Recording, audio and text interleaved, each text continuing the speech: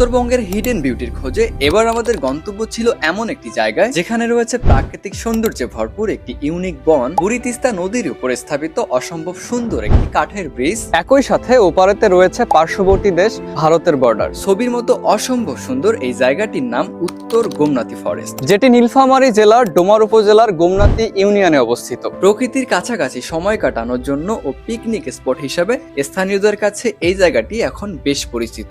স্থানীয়দের মতে এই পুরো বনটির আয়তন 22 একর 56 শতক। বর্ষাকালে এই জায়গাটির সৌন্দর্য দ্বিগুণ বেড়ে যায়। নদীর পানি যখন কিনারা বেয়ে উঠে আসে তখন এই জায়গাটি পুরো ছবির মতো সুন্দর লাগে। এই পুরো বনে রয়েছে প্রায় এক জাতীয় গাছ, আর এই গাছগুলোকে বলা হয় মিনঝিরি গাছ। আর এই গাছগুলোর বৈশিষ্ট্য হচ্ছে এরা একটু বেড়ে উঠেই বাঁকা হয়ে যায়। মূলত এ কারণেই এই বনটি অন্যান্য বনগুলোর থেকে একটু ইউনিক। জায়গাটিকে আরো বেশি স্পেশাল করে তুলেছে সদ্য স্থাপিত কাঠের ব্রিজটি। বড়সড় এই ব্রিজটি দেখতে বেশ সুন্দর এবং রয়েছে নিজস্ব ইউনিকনেস। আর এখান থেকেই দেখা মেলে বাংলাদেশ ভারতের শেষ সীমান্ত।